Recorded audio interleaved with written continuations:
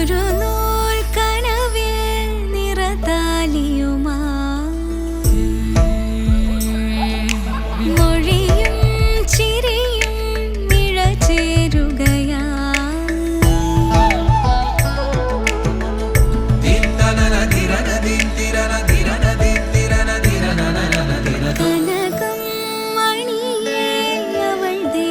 Sevens Golden Diamonds, Eramallur, Vadathala.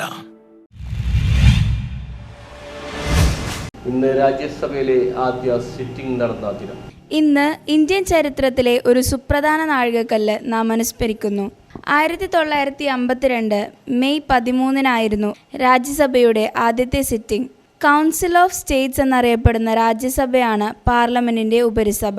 1949 November 26 Indian ഭരണഘടനയാണ് Rajya Sabha സ്ഥാപിച്ചത്.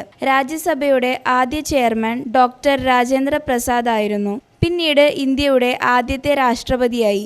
Indian ഭരണഘടനയും രാജ്യസഭയും രൂപപ്പെടുത്തുന്നതിൽ അദ്ദേഹം നിർണായക പങ്കുവഹിച്ചു. രാജ്യസഭയിലെ ആദ്യത്തെ അംഗങ്ങളെ സംസ്ഥാന നിയമസഭകൾ തിരഞ്ഞെടുക്കുകയും ഇന്ത്യയിലെ വിവിധ സംസ്ഥാനങ്ങളെ പ്രതിനിധീകരിക്കുകയും ചെയ്തു. വൈവിധ്യമാർന്ന പശ്ചാത്തലങ്ങളിൽ നിന്നും വന്ന അവർ അവരുടെ വൈദഗ്ധ്യവും അനുഭവവും രാജ്യസഭയിലേക്ക് കൊണ്ടുവന്നു.